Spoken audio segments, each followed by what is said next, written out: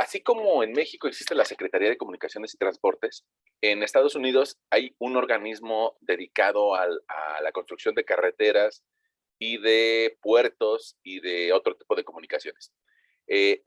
Su organismo se llama AASHTO. Entonces, déjenme compartirles mi video, compartir mi pantalla más bien, compartirles mi pantalla y vamos a buscar en Google a ver qué significa AASHTO. Vamos a ponerle AASHTO. Ahí está. Ahí ya lo está identificando. ¿Qué significa AASHTO? Mira, es la Asociación Americana, de parte del Estado, de carreteras y oficinas de transportación, oficiales de transportación. Es una asociación que se dedica a regular las carreteras, la AASHTO. Fíjate que como es una asociación que se dedica a regular las carreteras, incluso clasifican también a los suelos con los que se construyen las carreteras.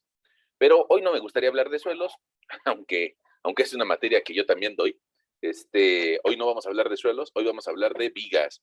Vamos a platicar de vigas, vigas AASHTO para puentes. Me parece que ya te había comentado acerca de ellas, de que son muy comunes en los puentes vehiculares.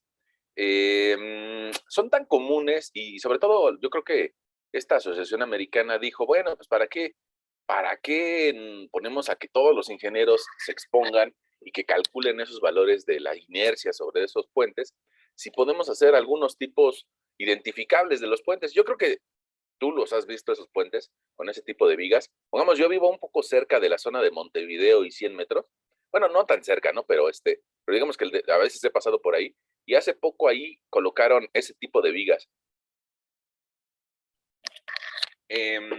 Fíjate que son muy identificables, ¿no? Probablemente cuando tú vayas a carretera o probablemente tú vivas cerca de alguna vialidad importante, vas a ver este tipo de vigas. Son muy, muy, muy comunes.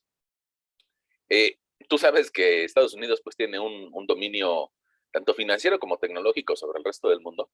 Y entonces, a pesar de que es una asociación americana, pues digamos que se sigue utilizando este tipo de vigas en otros lugares que no sean estrictamente Estados Unidos, sino que también las ocupamos aquí en México, ¿no? Y en Latinoamérica y muy probablemente también en Canadá y probablemente en algún sitio de Europa. Ahí sí, tal vez te estoy hablando un poco al azar porque no, yo nunca he ido a Europa, pero espero que algún día vaya y si las veo, se las platico, ¿no? Bueno, fíjense, resulta que esas vigas AASHTO, hay algunos tipos característicos irrepetibles, digamos que se fabrican con una producción en serie. Si le doy clic a esta imagen, le voy a decir aquí que quiero visitarla, me voy a encontrar con tal vez un apunte de una tesis, me parece que es, donde nos da algunas propiedades de las vigas y diferentes tipos de vigas. Aquí la columna de la derecha nos dice vano recomendado máximo. Quiere decir, si tú utilizas una viga tipo uno, vamos a ver qué significa viga tipo uno. Mira, tipo uno, tipo 2, tipo 3, tipo 4, 5 y 6. Fíjate que dependiendo del tipo de la viga, nos da una recomendación acerca de cuál es la longitud máxima que podríamos cubrir con esa misma viga. Mira, pongamos, si regresamos a esta imagen, pues mira, esta es una longitud bastante generosa. Si alcanza a ver a estas personas, esta persona se ve bien pequeñita. Inclusive se ve que la viga mide más que la persona. Entonces probablemente sea de las vigas de las últimas numeraciones, ¿no? Bastante peraltadas. Déjame ver si, mira, esta otra imagen, yo creo que también nos puede ayudar a imaginarnos cuánto mide. Eh, si consideramos que cada uno de estos carriles mide en una vialidad de alto kilometraje, como podría ser esta, que tiene acotamiento de un lado y acotamiento del otro, probablemente pensemos en que mida 3 metros cada uno de estos carriles, más el acotamiento y el espacio hasta donde se desarrolla la columna, pues probablemente sería otro carril. Entonces, 3, 6, 9, más otro espacio similar del otro lado, 12 y un cachito más. Probablemente estas vigas sean de 15 metros, probablemente, ¿no? ¿Y eso qué significaría? Bueno, pues que tal vez deberíamos de utilizar para esos 15 metros, pues tal vez una tipo 2, una viga tipo 2 sería suficiente. Evidentemente que hay claros más grandes y claros más pequeños, ¿no? ¿Cómo ven? Una pregunta, no sé si ustedes, em, déjenme mostrarles estas, ahí, ahí, ahí, ahí están viendo. Miren, ya, honestamente, con otro grupo ya contesté la viga 2 y la viga 3. No sé si a ustedes les gusta en específico la uno o la 4. ¿Cómo ven? ¿Cuál quieren hacer? ¿La uno o la 4? Es la misma configuración. Pongamos, si hiciéramos la 5 y la 6, estas son un poquito más complejas, pero la uno y la 4 son las mismas, nada más cambian sus dimensiones. ¿Cómo ven? ¿Cuál hacemos? ¿La uno o la 4? La que ustedes me digan. La 4. La 4. Ok, vamos a hacer la 4. Lo dijeron de forma unánime. Entonces, pues miren, me voy a permitir aquí, tal vez hacerle un poquito más de zoom, a ver si me lo permite. Voy. Ahí se alcanza a ver. No, no se alcanza a ver. Me voy a regresar un poquito con el zoom. A ver, ahí se alcanza a ver. Sí, ahí se alcanza a ver. Le voy a dar una captura de pantalla, imprimir pantalla, ¿ok? Y me la voy a llevar a mi hojita de Word. Ahí voy a pegar esa imagen, control V, y le voy a quitar lo que no me interesa. Voy a recortarle esto que no me interesa. Sí, ustedes me dijeron que era la viga 4. Vamos a recortarla. Ok, fíjense, ahí está esta imagen y la intención de nosotros el día de hoy tal vez va a ser el encontrar su momento de inercia. ¿Por qué su momento de inercia? Bueno, pues porque decíamos en la sesión pasada que esa propiedad del momento de inercia la utilizamos para calcular cuánto se puede deformar esa viga. Entonces voy a escribirle por aquí momento de inercia. Ahí está. Ahora, resulta que como es una figura compuesta, no es algo tan simple como un rectángulo o como un triángulo, sino que es una figura, pues, un poco, no tan compleja, pero sí algo compleja. Bueno, pues resulta que vamos a tener que utilizar el teorema de los ejes paralelos.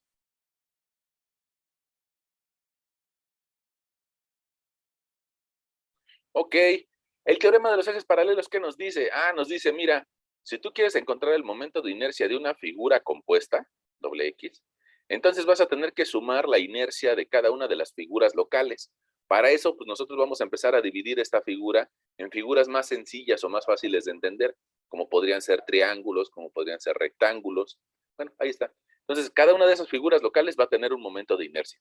Y aparte, cada una de esas figuras va a tener un área y la vas a multiplicar por la distancia que existe entre el centroide de toda la figura y el centroide de cada una de esas áreas. A eso le vamos a llamar distancia Y. Entre el centroide de cada una de las figuras y el centroide general. Entonces, eso lo vamos a multiplicar por el área y esa distancia va a ir al cuadrado. Perdón, me quedó un poquito lejana esa fórmula. Déjame la corrijo, si me da la oportunidad aquí el Word. Ahí está. Ahí está.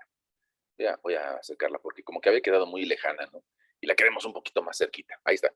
Nos dice, si quieres calcular el momento de inercia sobre el eje de las X, utiliza esa fórmula. Si quieres calcular el momento de inercia con respecto al eje de las Y, entonces tendríamos que sumar la inercia con respecto al eje de las Y local, más cada una de sus áreas por la distancia X elevada al cuadrado. Ahí está. Ahí tenemos nuestro planteamiento del teorema de los ejes paralelos. Vamos a subrayarlo para que se vea más bonito, ¿no? Y para que nuestros expertos en pedagogía nos digan, sí, sí están haciendo las cosas bonitas porque le están poniendo colorcitos. Bueno, vamos a darles por su lado y vamos a decirles que sí le estamos agregando colorcitos a nuestras notas. Bueno, vamos a aplicar el teorema de los ejes paralelos y resulta que necesito las distancias hacia el centroide de esta viga tipo 4 Ashton. Ahora, déjame borrar ese puntito o esa serie de anotaciones y vamos a ver si nos podemos poner de acuerdo en algo. Mira, probablemente tú veas esta figura, la voy a hacer un poquito más grande para que sea más claro. Probablemente si veas esa figura, te darás cuenta que en la parte de arriba lleva concreto, pero el concreto es otro rollo, ¿no? El concreto es aparte. Digamos que si yo quiero, voy a una fábrica de vigas pretensadas y les quiero comprar vigas Asto, pues nada más me va a incluir la pura viga. Entonces, a ese letrero del concreto no le hagas caso. Eh, Prácticamente podríamos nosotros, pues aquí tachonear estas medidas, ¿no? Ahí está. Bueno, ya no le hacemos caso. Si te das cuenta, la parte de arriba, la base de arriba, mide una distancia distinta de la de abajo. Eso significa que arriba y abajo no es simétrica. No puedo decir que a la mitad va a estar mi eje de simetría. No lo puedo hacer porque la base de arriba es diferente a la de abajo. Y mira, también esta parte del trapecio, este pequeño trapecio, tiene de medida 229 milímetros, mientras que esta otra tiene de medida 152 milímetros. Entonces también son distintos. Por la misma razón, no puedo decir que es simétrica. Es decir, voy a borrar estas líneas y mi centroide no va a estar a la mitad. No puedo decir algo tan simple como 1372 entre 2 y ahí va a estar el centroide. No, sino vamos a tener que calcularlo. Eso es con respecto a la altura centroidal y ese. Voy a ponerte un puntito por ahí. Lo más seguro es de que si está más ancho en la parte de abajo y menos ancho en la parte de arriba, lo más seguro es de que a partir de la mitad quede mi punto centroidal un poquito abajo. Un poquito abajo. La va a mandar un poquito hacia abajo. Ok. Ahora, con respecto al otro eje, me doy cuenta que pongamos esta masa, también la tenemos de este lado. Esa masa sí está. Y también esta masa mide lo mismo que la de este lado. Y que la masa de la derecha mide lo mismo que la masa de la izquierda. Ah, entonces ahí sí tenemos una simetría. Ahí sí observamos nosotros una simetría. Entonces ya no va a ser necesario calcular las dos coordenadas de nuestro centroide, sino solamente vamos a requerir la coordenada vertical. Bueno, le vamos a decir a nuestro lector, probablemente alguien de ustedes que llegó tarde, le vamos a escribir por aquí que vamos a calcular primero su centroide y luego vamos a calcular su momento de inercia, que es una viga Ashto. No, está mal la T. Es Ashto. Ahí está. Que es una viga Ashto que ustedes me dijeron que querían resolver la tipo 4. Y que esa viga Ashto nosotros vamos a tratar de encontrar su momento de inercia. Objetivo.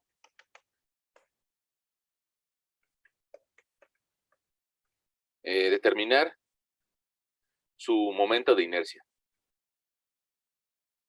principal, es decir, IXX. Ahí está. Ese va a ser nuestro objetivo del día de hoy, de nuestra clase del día de hoy. Vamos a pedirle aquí a nuestro amigo Word que eso, como es importante, que nos lo ponga un poco más alto. Y esto no es importante, entonces a esto le puedo decir que copie el estilo y que simplemente se lo ponga así. Ahí está. Bueno, ahora, ya tenemos ese propósito el día de hoy. Pues vamos a agregarle una tablita, ¿no? Vamos a pedirle aquí a nuestro amigo Word que inserte una tabla en donde tengamos algo así como esta cantidad de filas y de columnas. Vamos a dejarla así y ahorita la arreglamos. Vamos a pedirle a nuestra tablita que todos los valores que metamos estén centrados y que queremos que nuestros dos cabeceros superiores tengan un poquito de color. Vamos a poner un color naranja, ¿no? ¿Por qué? Porque es un color bonito. Ah, caray. Bueno, ese color naranjita no lo quiero en las últimas filas y es más, las últimas columnas, la última columna, quiero que la agrupe. La voy a combinar. ¿Por qué la quiero agrupar? Ah, porque aquí quiero meter mi figura. Entonces, pues ya para no estar moviendo mi pantalla hacia arriba y hacia abajo. Es más, esa figura no me interesa saber qué es la tipo 4, ya se lo escribí en el título. Y pues ya, hasta ahí la puedo recortar. Voy a hacer un poquitito más chaparra para que... Ahí está.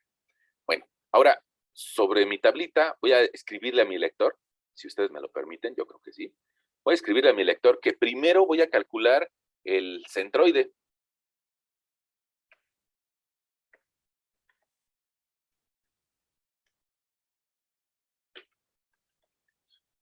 Cálculo del centroide en elevación.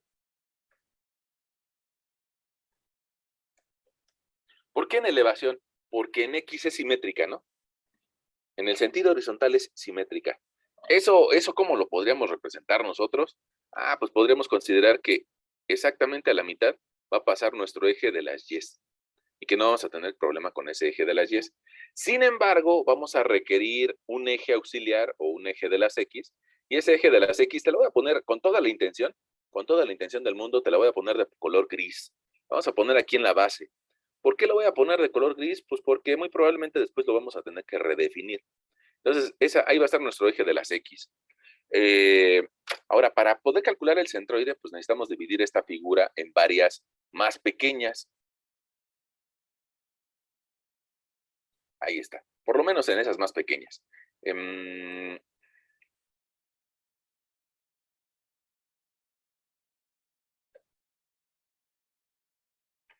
Bueno, entonces vamos a ir escribiendo en esta tablita cuerpo o figura, ¿no?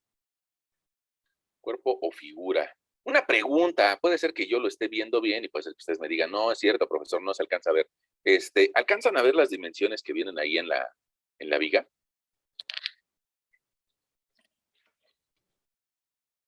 Sí, profe. Sí, profesor. Ok. Bueno, entonces vamos a dividir nuestra figura en figuras más pequeñitas. Ahora, para eso voy a tomar mi plumón, tal vez el azul, y voy a dividir esto, pongamos en algo que le podríamos llamar, híjole, se mueve. Vamos a ver, ¿cómo le puedo hacer para que no se mueva? No sé. Pues dibujarlo un poquito más abajo. Ahí está. Ahí estoy engañando a la figura. Me parece que ahí estoy dividiendo a la... A ver, si no me deja, ahorita busco cómo hacerle para que me deje. Ahí estoy dividiendo a la figura en un patín superior. Voy a dividir la figura en un patín inferior. Y también, ahí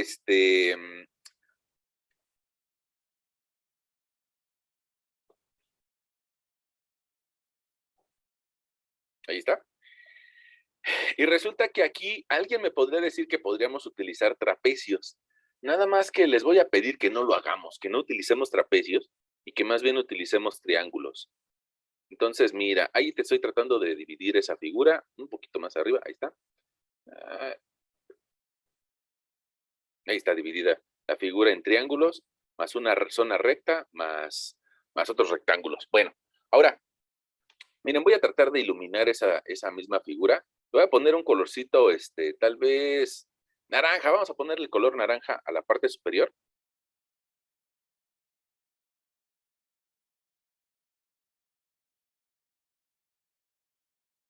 Ahí está iluminada mi zona naranja.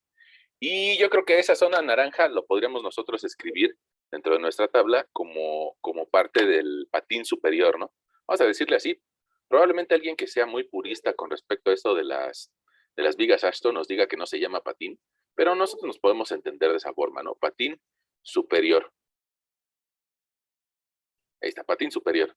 Después, yo creo que como figura 2, podríamos agregar el núcleo.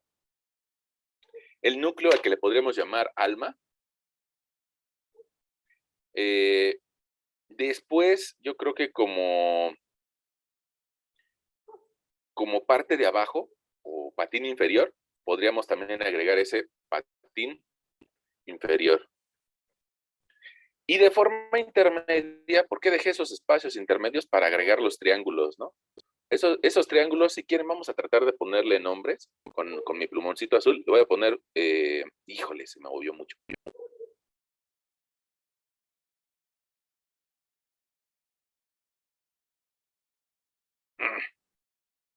Bueno, entonces mejor no le escribo nada, nada más le voy a escribir aquí que va a ser triángulo superior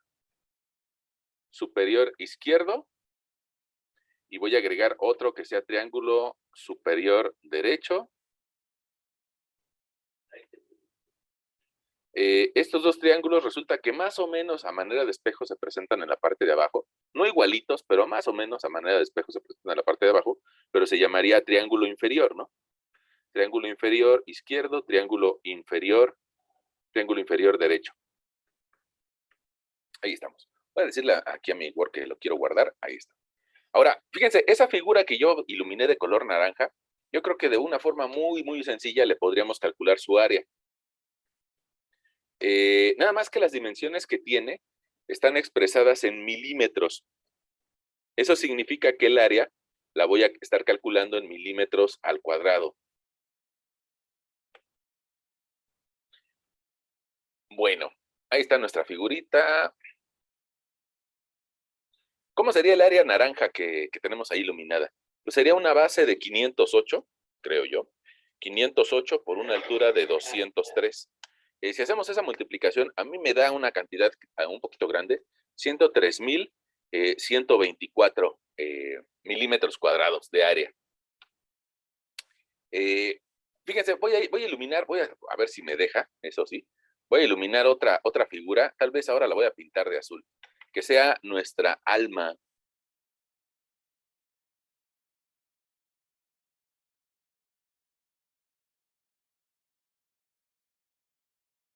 Estoy iluminando de azul clarito. Ahí está nuestra alma. Y esa alma, pues de la misma forma puedo calcular su área multiplicando base por altura, ¿no? Si yo multiplico una base de 203 milímetros por una altura, híjole, la altura no viene, vamos a ver si se la podemos escribir. Tendríamos que sumar 584 más, híjole, se mueve mucho. A ver si ahí está. Híjole. Sí, no sé si ustedes alcanzan a ver que yo lo dibujo en un lugar y luego como que me lo mueve, ¿no?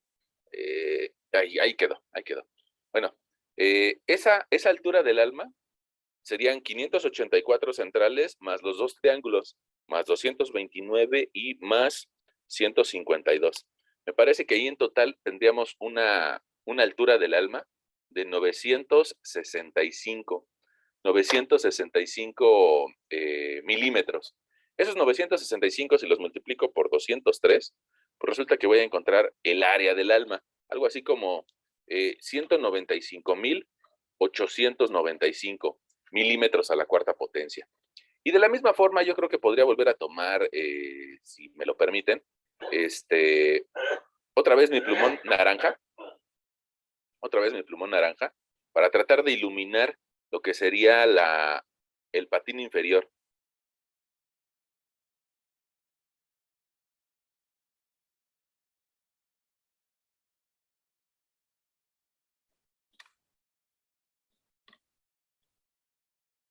Ahí está. El patín inferior. Resulta que de base tiene 660 milímetros y de altura tiene 203. Entonces eso nos va a llevar a un área de patín inferior de 133,980 milímetros cuadrados. Una pregunta. ¿Esos valores nos están dando iguales o yo estoy utilizando mal mi calculadora? Está bien, A mí también me profesor. da lo mismo. Ok, qué bueno. Nos dé lo mismo. Ahora, ¿por qué les pregunto con esas tres? Pues porque son las áreas más grandes, ¿no? Y al ser las áreas más grandes, si nos equivocamos, pues vamos a vamos a estar arrastrando un error bastante grande. En cambio, las que siguen, pues van a ser áreas un poco más pequeñas y no importa tanto si nos equivocamos. Hay que hacerlo con cuidado, ¿no? Pero no importaría tanto si nos equivocáramos. Ahora déjenme tomar tal vez un plumón rosita y ese plumón rosita me gustaría utilizarlo para este triángulo. Se ve un poquito fuera de lugar. A ver. Ahí está, ahí lo iluminé mejor. Ese triángulo, resulta que sabemos su altura, pero no sabemos cuánto mide de base. Déjame te lo dibujo por acá, a ver si nos entendemos. Fíjate, ese triángulo, resulta que en la parte de arriba tengo la dimensión que dice 508. Si le quito el espesor del alma, que serían 203, me quedan 305. Y esos 305 necesito dividirlos entre 2, de forma tal que ese triángulo tiene de base superior algo así como 152,5 unidades. 152,5. Y de elevación mide 152 unidades. Ok, puedo encontrar ahora sí en su área, ¿no? Si yo quiero calcular su área, sería base por altura entre 2. Lo cual me avienta a un área, como les decía, un poco más pequeña, de 11,590. No se compara con los casi 200,000 del alma, o con los 100,000 del patín superior. Es un área mucho más pequeña. Algo bueno es de que ese triángulo también se repite del otro lado, ¿no? Del otro lado también, híjole, del otro lado también tengo un triángulo rosa. Ahí está mi triángulo rosa. Y pues va a tener exactamente la misma área.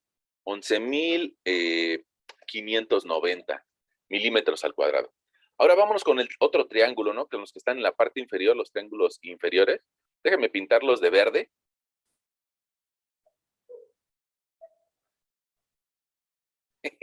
Ahí voy.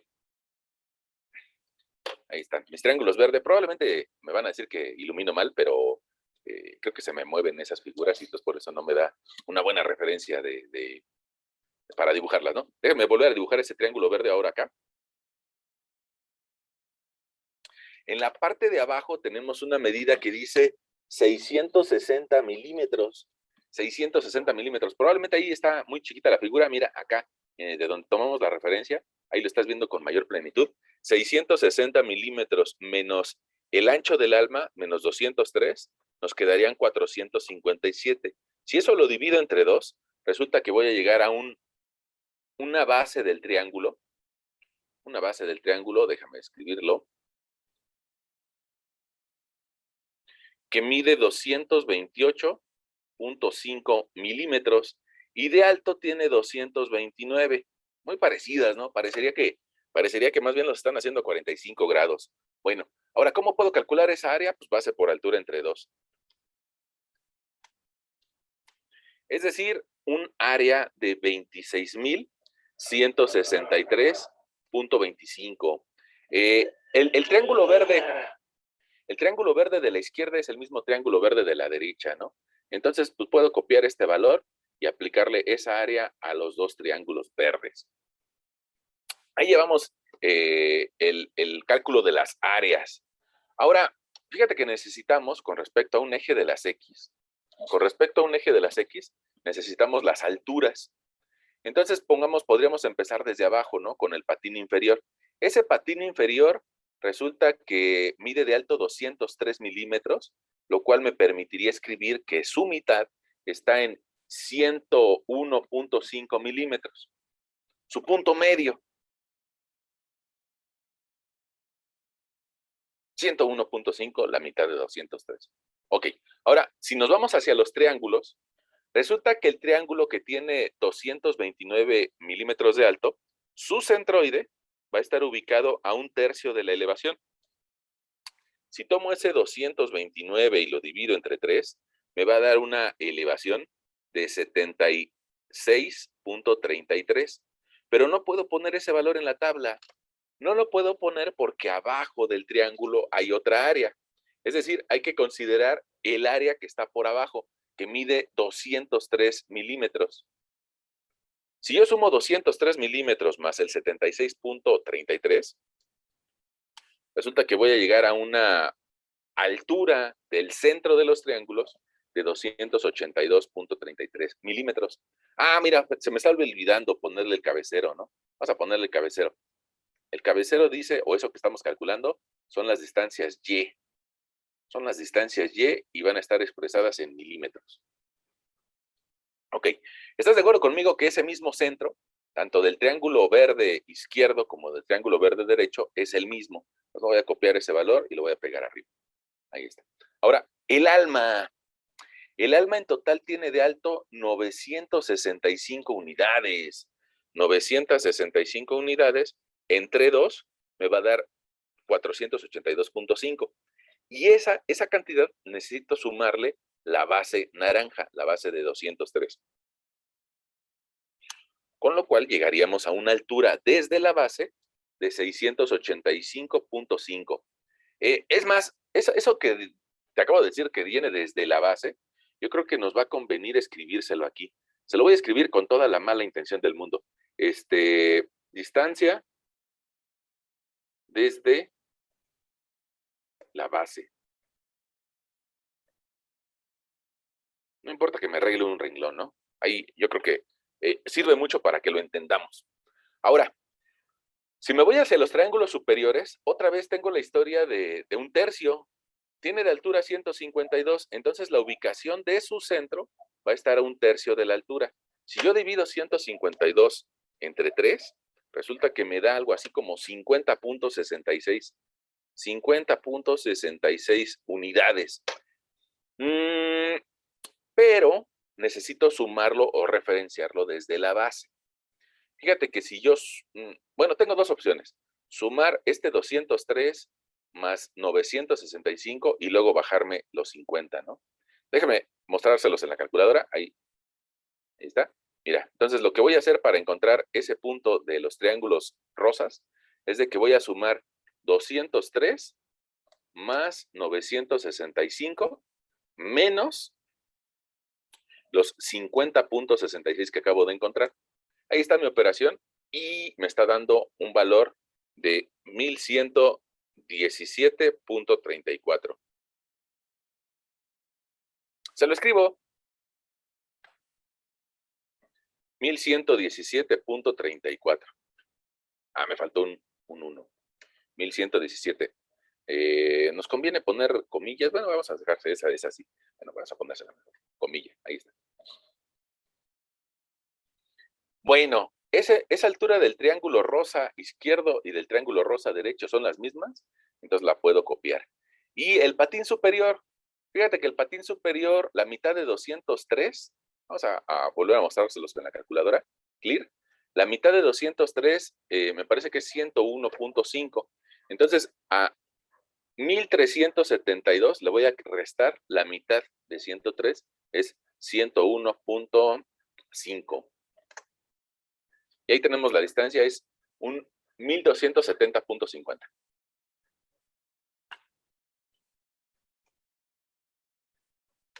Ahí están mis coordenadas yes.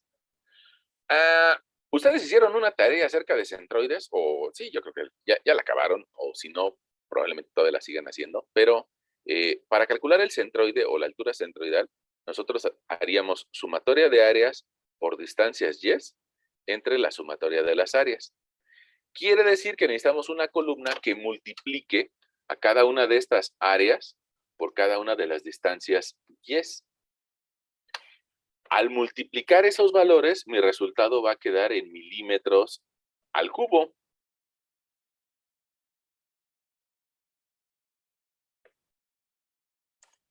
Ahí está. Se ve mejor así.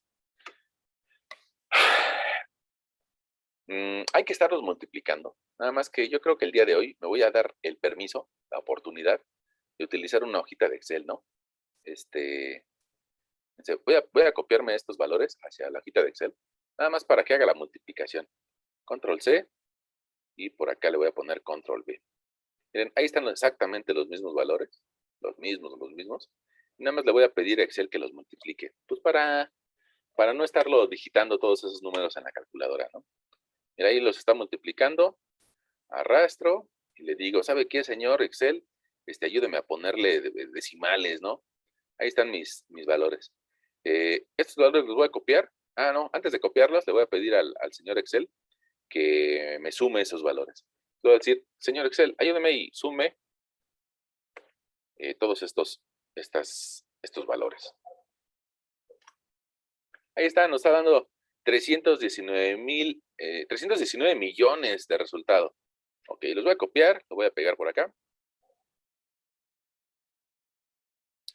Y la suma de las áreas, pues también se la voy a pedir al señor Excel. Mira, nos está dando 508,506.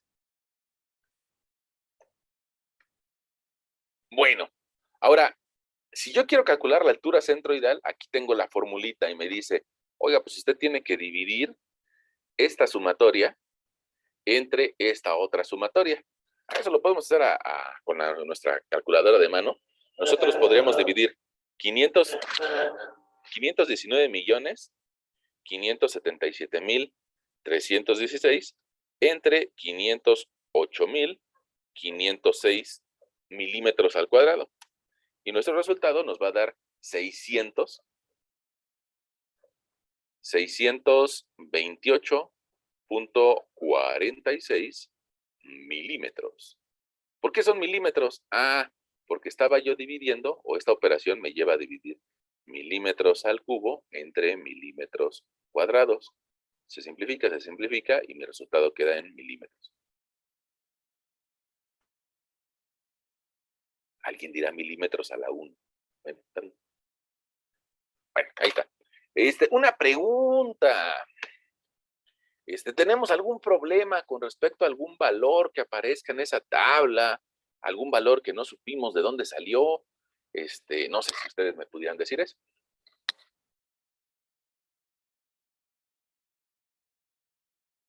Todo bien, profe.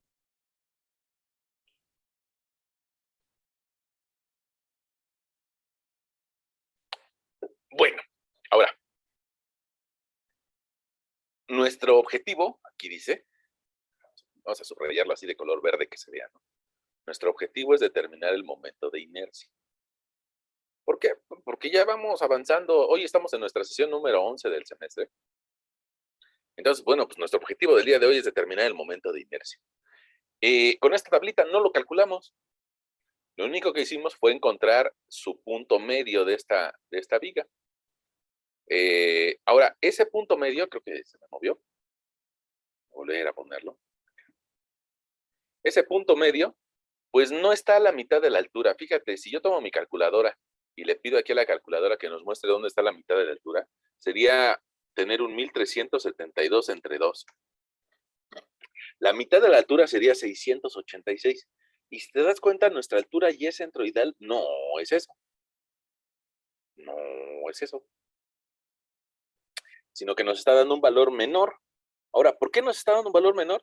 Porque esa viga que estamos resolviendo, resulta que la parte de abajo mide más que la parte de arriba.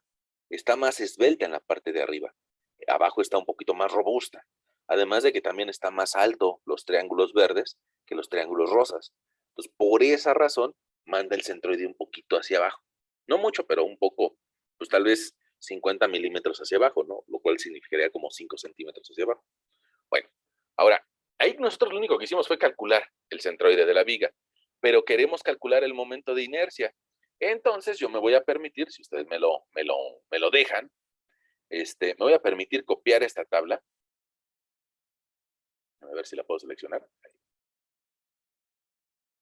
Voy a copiar esa tabla y me la voy a llevar a mi siguiente hoja.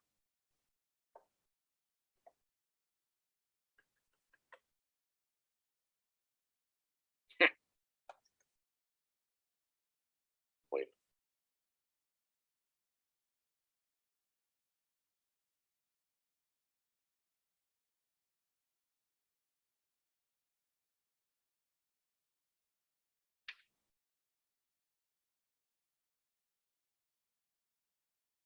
Y en la siguiente hoja, ahora sí, voy a pegar esta tabla para ahora sí calcular ya no el centroide, sino para calcular el momento de inercia.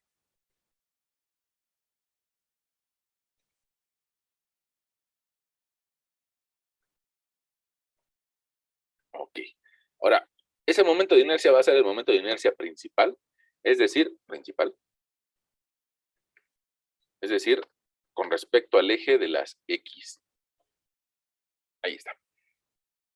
Ahora, para calcular el momento de inercia no me sirve esta multiplicación, es más, como que me estorba, ¿no? Me estorba.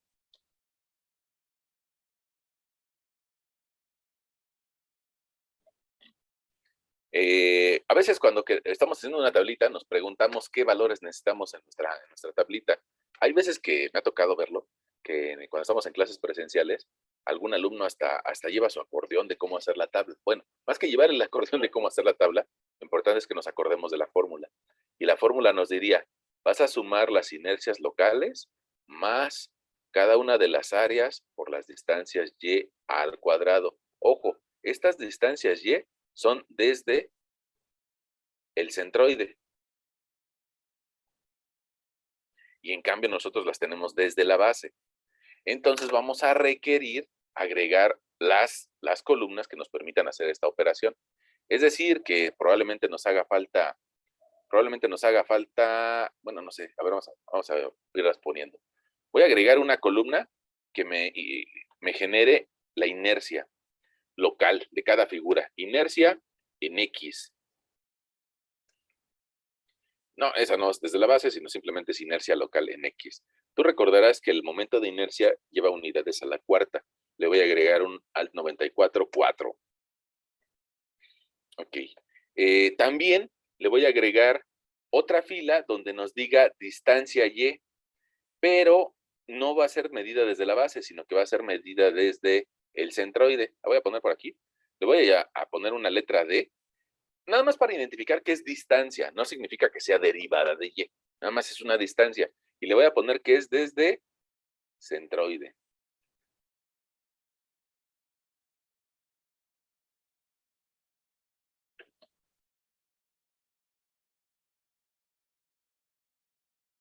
Ahí está, distancia Y desde el centroide. Y necesito otra fila que me haga la multiplicación de esa distancia Y elevada al cuadrado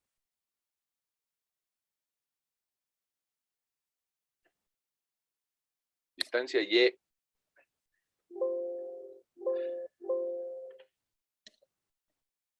elevada al cuadrado multiplicada por el área, ¿no?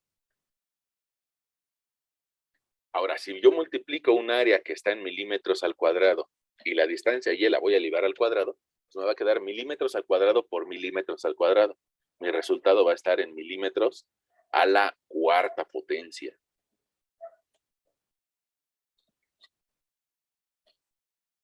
Bueno, pues hay que ahora calcular estos valores para esta sección. Nada más que mi eje de las X que yo dibujé hasta abajo ya no me sirve. Perdón, ya no me sirve. Ya no me sirve porque ahora necesito calcular mis alturas Y desde el centroide que nosotros calculamos. Donde esté ubicado, ¿no? Ahí está, nuestro centroide. Y a partir de ese nuevo eje de las Y, no, perdón, eje de las X, si quieres, a ese eje de las X, hay algunas personas que le ponen un prima, ¿no?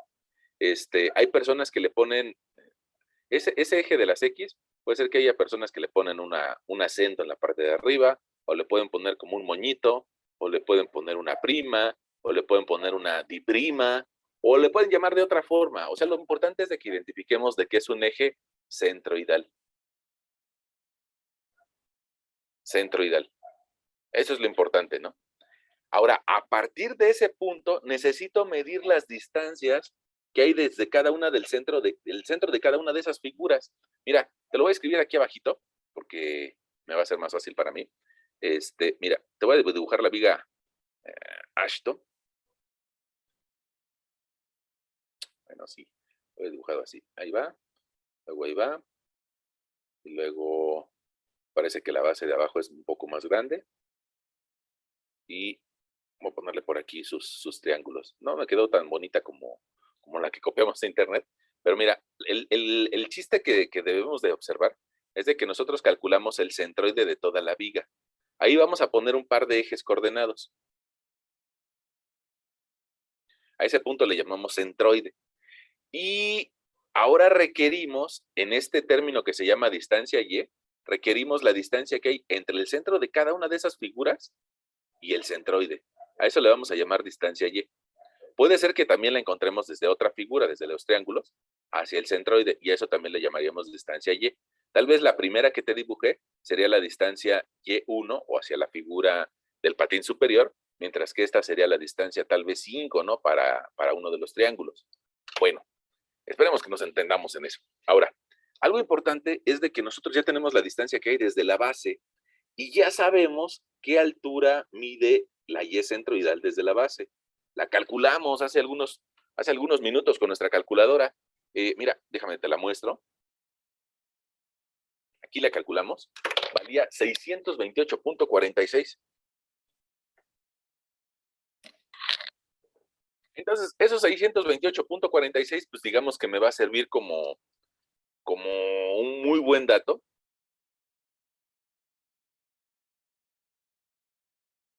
para estar calculando cada una de las alturas Y.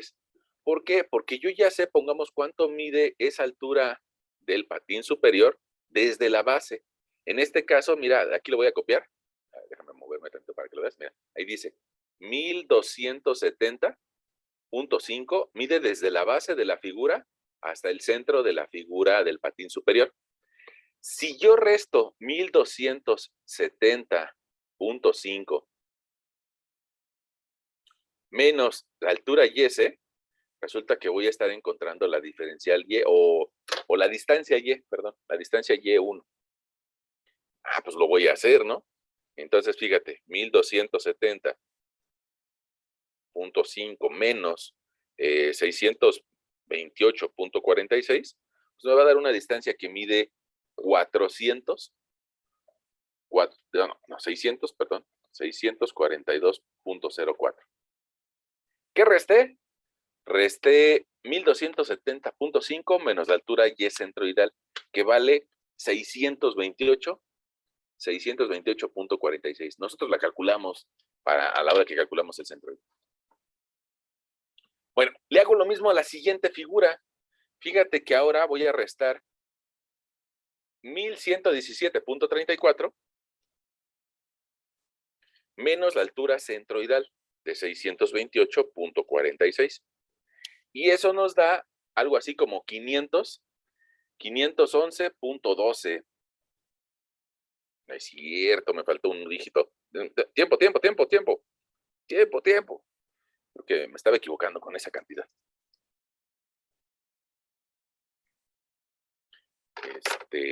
No sé si llegamos a la misma resta.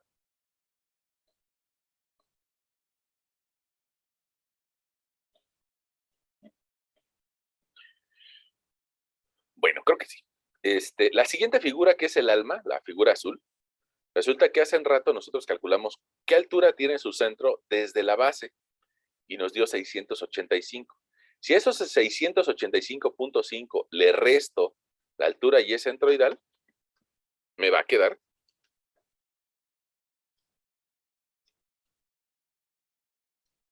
57.04, los 5 centímetros que decíamos hace rato, ¿no? Ahora, la siguiente figura, resulta que como mide menos que la altura Y centroidal, eso va a tener como consecuencia que mi resta me va a dar un resultado negativo. No te preocupes, no pasa nada, hay que escribirlo así como nos da, ¿no? Entonces, si ahora resto yo 282.33 menos 628.46, que es la altura del centroide, entonces nos va a dar menos 346.13. Y eso, ese mismo valor lo repetimos para el siguiente triángulo, ¿no? Menos 346.13. Ahora con el patín inferior, que nada más mide 101 unidades, 101.5, le resto la altura Y centroidal de 628.46, y entonces voy a llegar a una altura de menos 526.96. Esa operación a veces nos confunde y a veces nos puede generar errores. No sé si ustedes se darían unos segundos para reflexionar eso acerca de si está bien o está mal. Y si me permiten, también un par de segundos. Me tardo 2 segundos y ustedes checan esos valores, ¿no? Deme un segundito.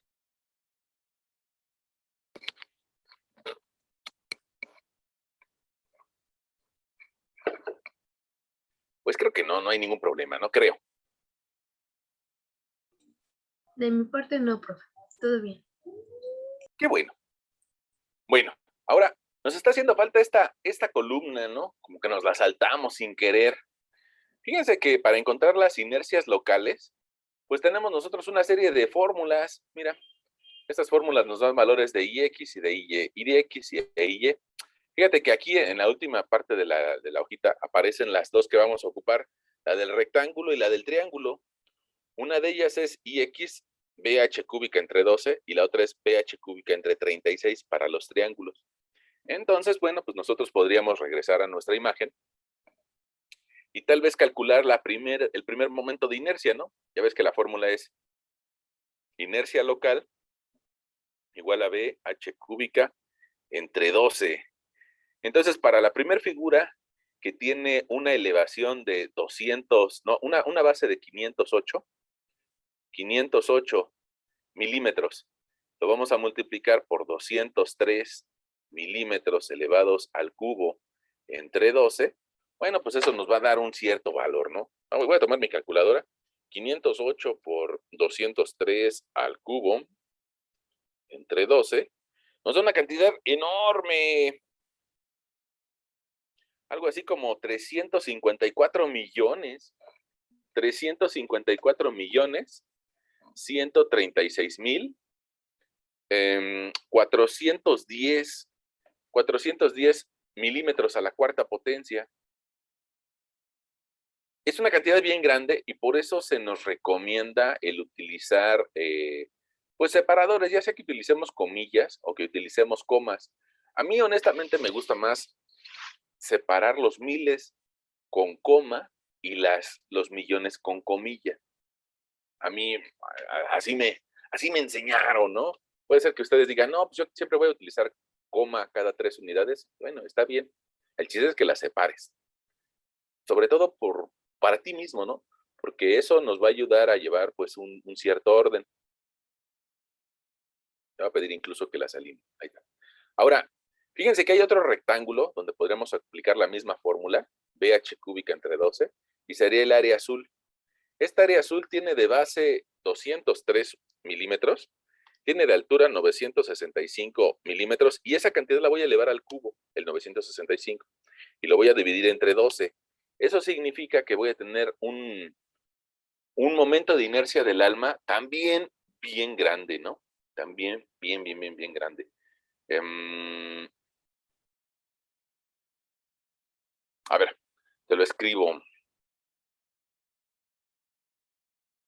Me parece que dan 1,520 millones, 1,520 millones, 186,000, 11 milímetros a la cuarta.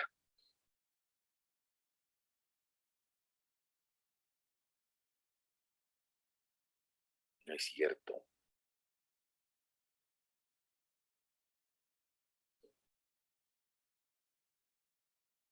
Una pregunta. Sí, a ver, déjeme.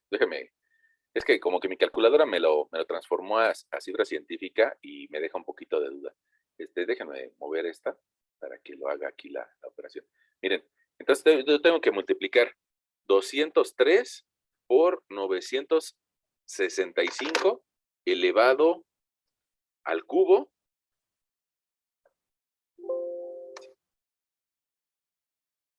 265 elevado al cubo, cierro, y todavía eso, ¿por qué te moviste? Todavía eso lo voy a dividir entre 2.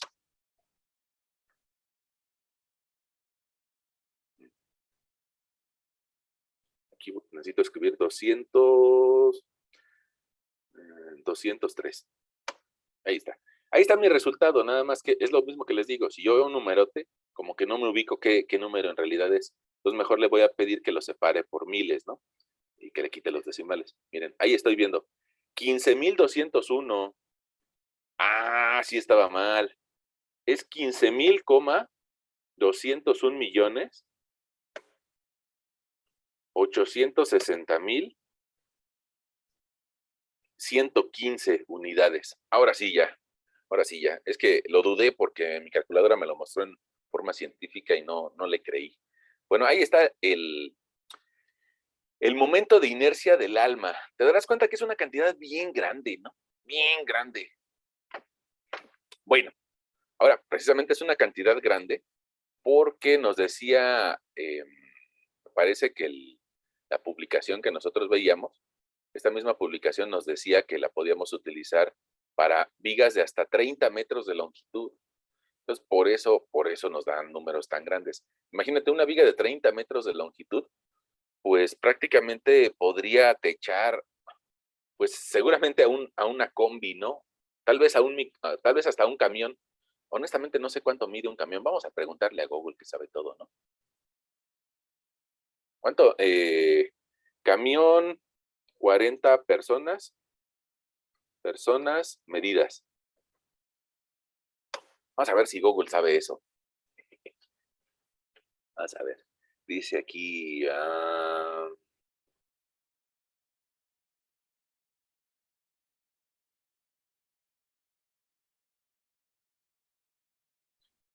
me va a decir que eso qué tiene que ver con nuestro problema, ¿no? Yo lo entiendo, pero ahorita nomás quisiera pues, saber si alcanzo a ver las dimensiones para que nos imaginemos de qué tamaño es ese puente o esa viga que estamos calculando.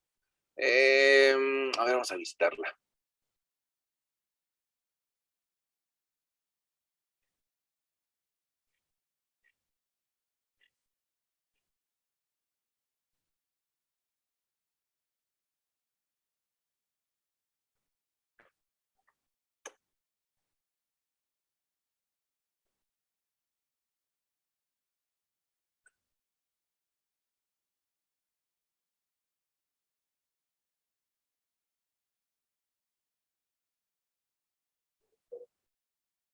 Es lo malo de que luego se abren.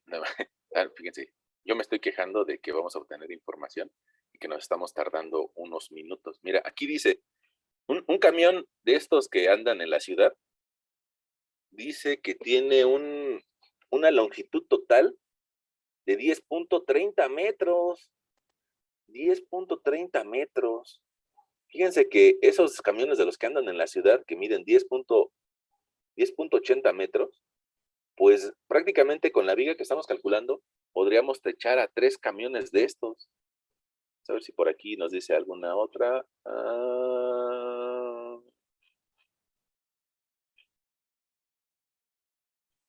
No, esto es sobre el número de ejes y llantas. No, esta no nos sirvió. Pero fíjense qué información tan interesante. La viga que nosotros estamos calculando nos serviría para cubrir a 3 camiones, prácticamente, ¿no? Prácticamente, 2 y cachito, 2.9 camiones. Entonces, por eso, pues podemos justificar estos valores tan altos, ¿no? De momento de inercia. Y peor aún lo que nos va a dar de resultado. Bueno, ahora, podemos continuar, si ustedes me dan la oportunidad, con la última área, ¿no? La del patín inferior. Ese patín inferior mide de base 660 milímetros, 660, y de altura mide 203, elevado al cubo entre 12. Bueno, pues ahí tenemos también un momento de inercia bastante grande de 460 millones.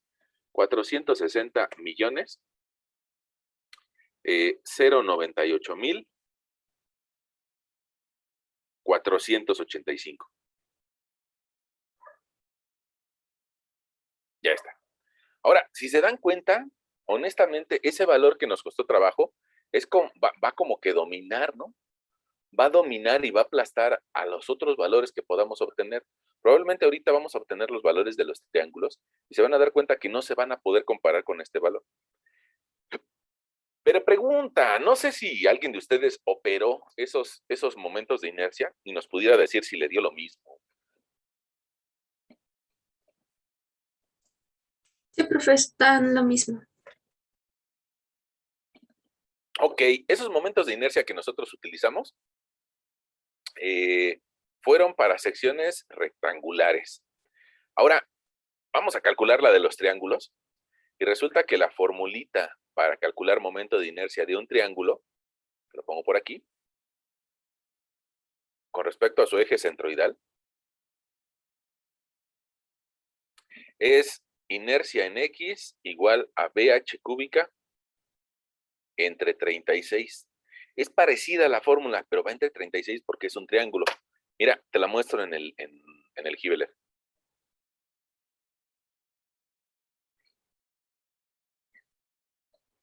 Bueno, pues vamos a operarlo, ¿no? Entonces, nosotros por acá tenemos las medidas de esos triángulos. Entonces, gracias a esas medidas, pues las podríamos calcular aquí, ¿no? Acuérdate, es BH cúbica y X para un triángulo es BH cúbica entre 36, lo cual me llevaría, pongamos al triángulo superior, a tener un 152.5 por 152 al cubo entre 36.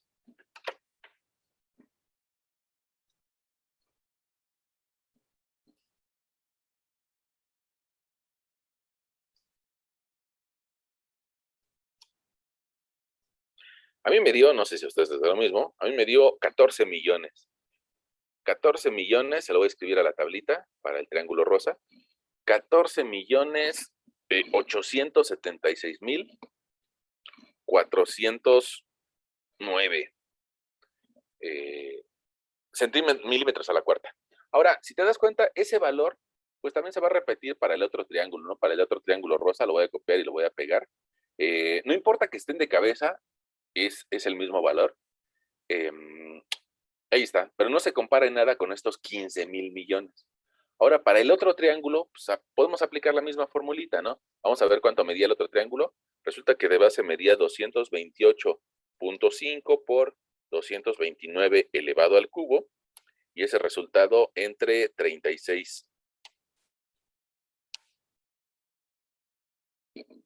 Ahí me da 76 millones.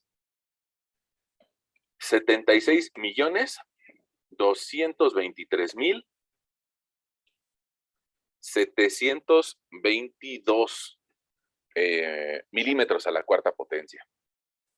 Bueno, estos numeritos nos van a volar la cabeza, ¿no? El estar haciendo esto, imagínense en la época en la que no había calculadoras, ¿no? Híjole, ese señor Newton y ese señor, Galileo y esas personas eran bien intensas, ¿no? Para estar haciendo estas operaciones sin calculadora y sin computadora. Bueno, lo bueno es de que nosotros ya no estamos en esa época, y entonces, gracias a que no estamos en esa época, yo voy a copiar estos valores y me los voy a llevar a Excel para que me resuelva esta multiplicación. Voy a copiar esos valores, control C, me los voy a llevar aquí a Excel. Es más, voy a compartir mi pantalla en dos y me los voy a llevar a Excel. Voy a pegar esos valores aquí abajito.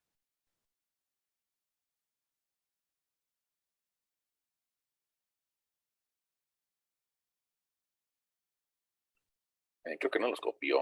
Ah, sí, sí los copió. Exactamente lo que le pedí que copiara, ¿no? Ahí está. Bueno, ahora, ¿qué necesito multiplicar? Necesito multiplicar las áreas. Ah, pero no copié las áreas. Híjole, qué torpe. Control Z.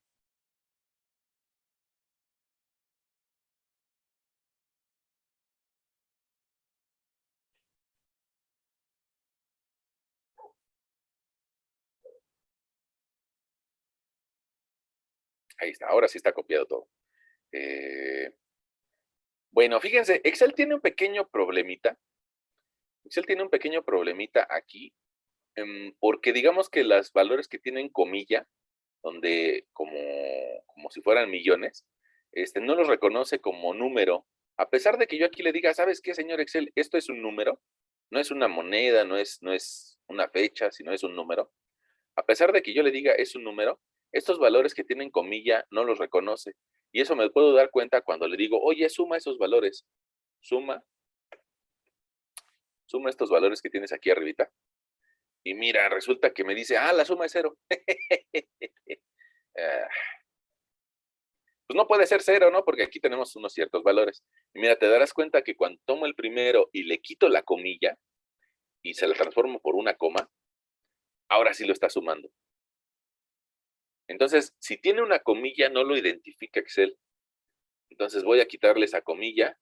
Es más, la puedo dejar así directo. Y nada más, el acto de quitarle la comilla ya permite que lo identifique.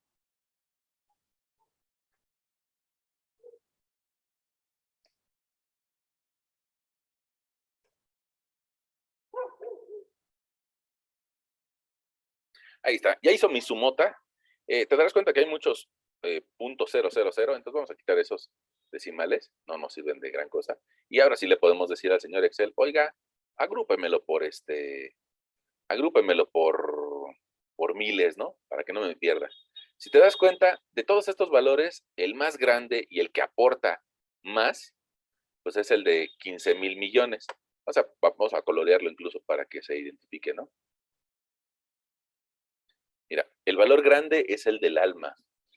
Es el que le aporta mucho valor. En cambio, pongamos los triángulos, pues prácticamente no están aportando nada al momento de inercia local. Probablemente a la hora que lo multiplique, bueno, pues sí, voy a tener otro valor. Ahí está un 16,000 millones. Voy a copiar ese dato, control C. Me lo llevo para acá como la sumatoria de las inercias.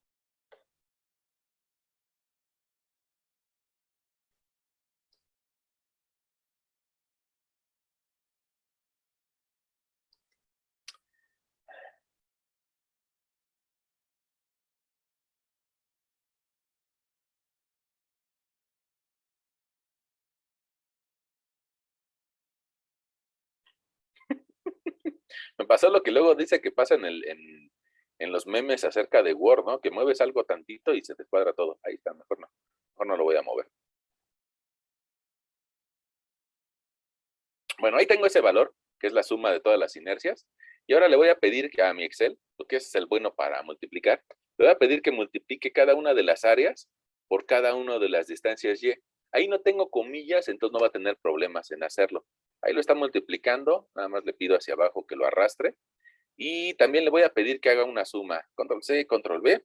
Ahí está haciendo la suma. Y estos valores también le voy a pedir que me los muestre de forma de miles. Ah, caray. Ah, miren, aquí hay un error. Hasta aquí, hasta este momento hay un error. Porque no puedo tener cifras negativas. ¿Qué quiere decir? Que yo nomás le pedí que multiplicara área por distancia Y. Y la columna, o la expresión, la expresión de el teorema de los ejes paralelos, me dice, la distancia Y va al cuadrado. Ah, entonces necesito elevarlo al cuadrado. Para eso le voy a poner Excel Alt 94, 2. Para que lo eleve al cuadrado, la celda I27, es decir, la que contiene la distancia. Ahí está, me dice, újole, entonces va a ser una cantidad mucho más grande, amigo. Pues sí, pero ya todas van a ser positivas. Y esas cantidades tan grandes, igual las vamos a copiar y las vamos a pegar en nuestra tablita de Word.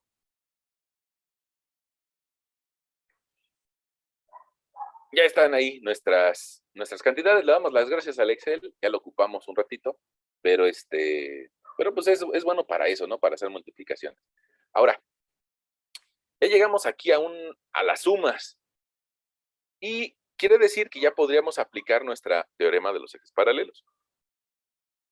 Al aplicar el teorema de los ejes paralelos nos diría, suma las inercias locales, es decir, esta columna, con cada una de las multiplicaciones de las áreas por las distancias Y al cuadrado. Suma esta otra columna. Pues, perdón, señor Excel, última vez que lo ocupo. Voy a sumar esos dos valores. Y resulta que la suma de esos dos valores nos da también una cantidad bien grande, algo así como 108,558,563,868. Ah, esa cantidad la vamos a escribir por acá. Nada más que quisiera escribirla un poquito más abajo. Mira.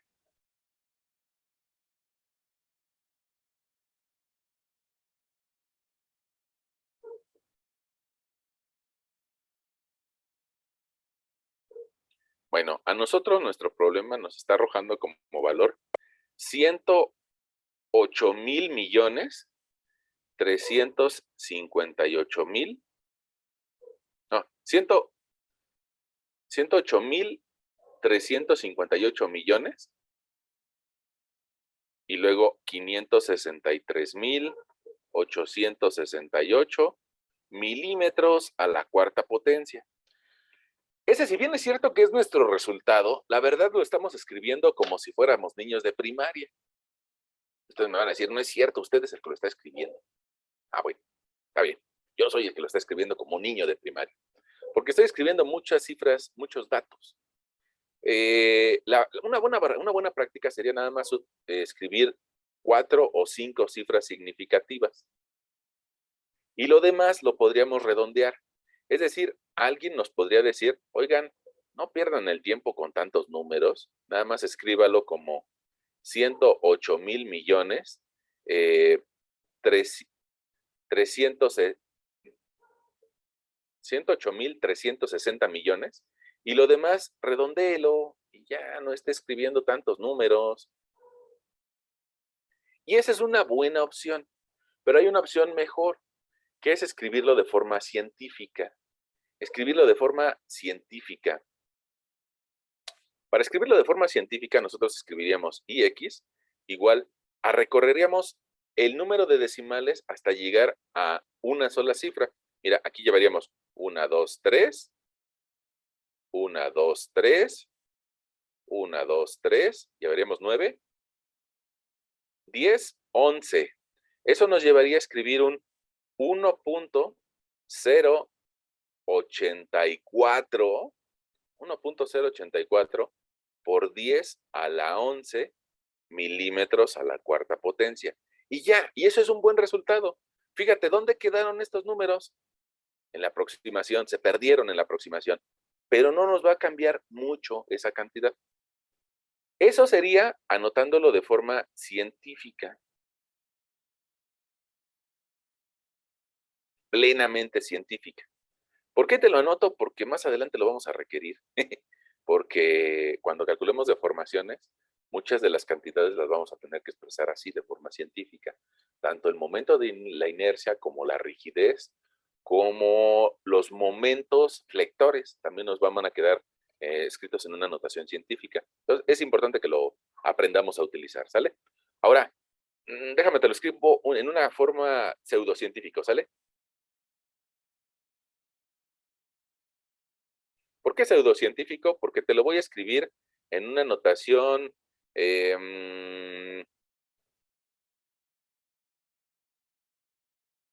bueno, en otra posición.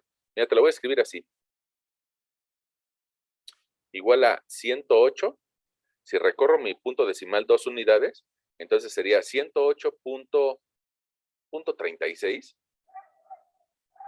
por 10 a la 9 milímetros a la cuarta potencia. Ahora, yo le puse pseudocientífica porque no cumpliría con el requisito de que nada más tenga un número, un solo número antes del punto decimal. Pero bueno, esta notación también, entonces alguien diría que es científica, tal vez no pura, pero muy parecida. Y eso lo hago con un objetivo, nada más que antes de decirles el por qué lo hice así, me gustaría que ustedes me dijeran si tenemos algún conflicto con esta viga. Si alguien nos dijera, no, hubo un valor al que yo no llegué, yo lo llegué de otra forma, o por qué se dio este caso, pues sería bueno que nos dijera. ¿Cómo ven? ¿Vamos bien? Sí, profe. Sí, profe. Bueno, ahora, miren, ¿cuál es el problema de cuál es el problema de este ejercicio? Pues que tienen números muy, muy grandes. Probablemente alguien podría acercarse a este ejercicio, a esta viga, y probablemente esa persona que nos critique, siempre va a haber personas que nos critiquen, ¿no? Siempre, siempre. Probablemente nos podría decir, oigan, pues les dan muchos números porque lo desarrollaron en milímetros. Probablemente si hubiéramos hecho este problema en centímetros, nos darían cantidades más pequeñas. Y eso es cierto, pero bueno, pues así llegaron las cifras, porque lo copiamos de internet con esas dimensiones en milímetros, y pues también así como que imposible no es, ¿no? Sí lo pudimos desarrollar. Ahora, probablemente darían cifras más pequeñas con centímetros, sí.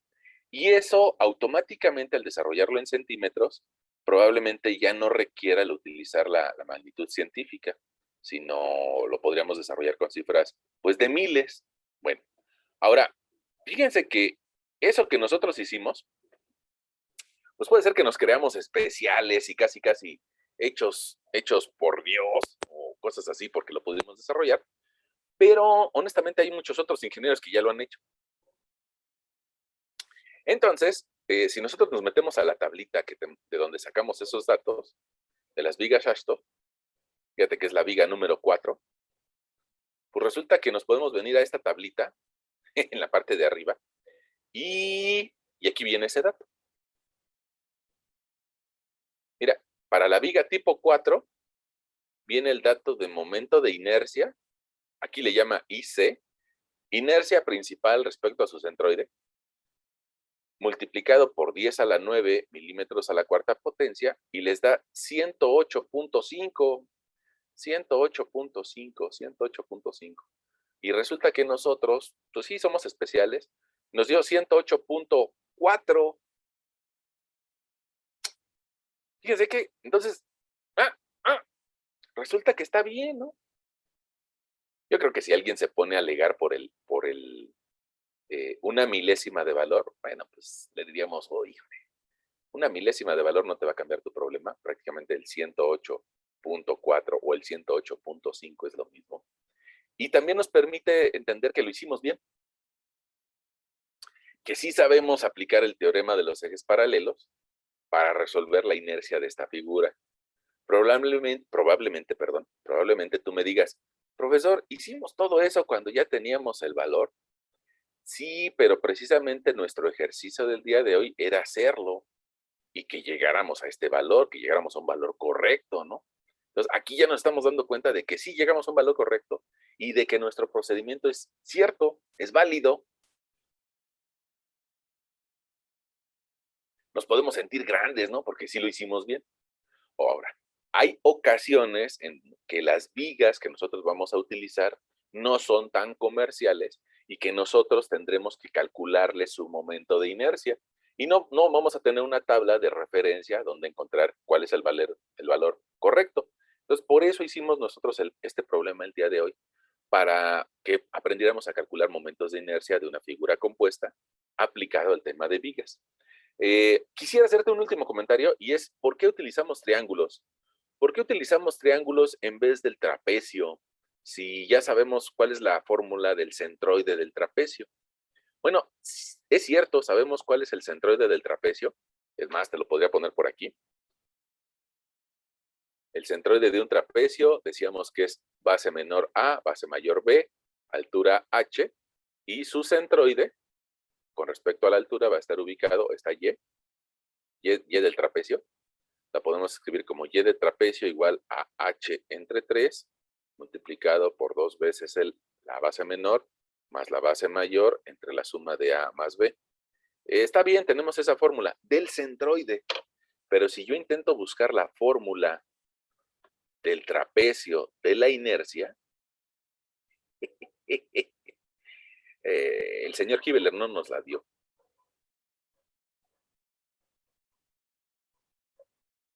El señor Hibbeler no nos la dio. ¿Quién sabe si el señor Byron Johnson nos la dé? O quién sabe si el señor Timoshenko nos las dé. Pero, pues si no la tenemos de forma franca, bueno, pues podríamos dividir ese trapecio en triángulo, triángulo y rectángulo, que fue lo que hicimos, ¿no? Entonces, como no tenemos una fórmula del trapecio que nos dé el momento de inercia, por eso recurrimos a dividir nuestra figura en triángulos y rectángulos, que son las figuras más sencillas que pudieran existir, ¿no? Pues ya está. Llegamos a un valor que ya verificamos que está correcto y tal vez lo único que podríamos pues pedirles a ustedes que recuerden es el teorema de los ejes paralelos. Para eso, para que lo recuerden, pues vamos aquí a subrayarlo en un azulito claro, ¿no? Teorema de los ejes paralelos.